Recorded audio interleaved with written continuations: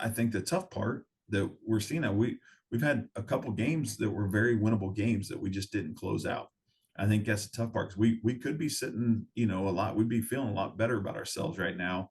Um, if we could have closed out the Syracuse game, if we could have closed out the Iowa game, if we could have closed some of these out early in the year, the Fresno game was right there. It was just one of those that didn't quite get them closed out, that hopefully down the road we can learn from and get those things closed out. I know Jeff Brom came in and did some great things right away, but we had some tough games there too that we didn't close out, and guys learned and guys got better, and we kept producing. And I think we're seeing, Jeff Brom's a hell of a coach. He's got Louisville rolling too.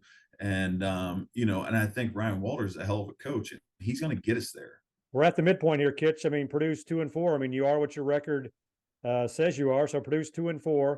What's your overall eval? Where is this team right now on all three sides of the on all three phases? I think this team is still trying to find themselves.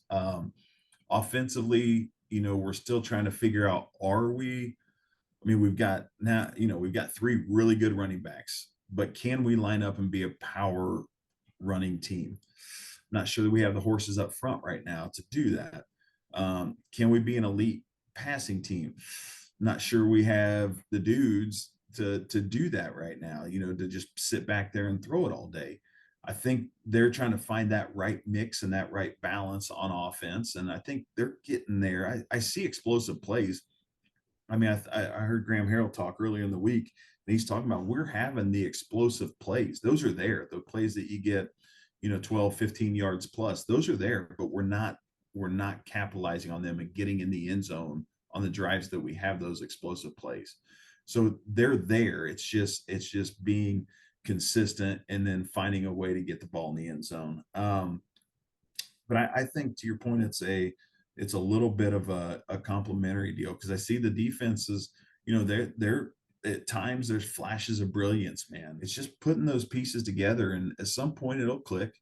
And we've got games on our schedule that they'll click, right? I mean, you're playing against the Big Ten West isn't a juggernaut, so you've got the IU who's in the East, but you got IU, you've got Illinois or Northwestern, you've got Nebraska and Minnesota, who's not playing great football, that we should be able to be right there with, if not, handle.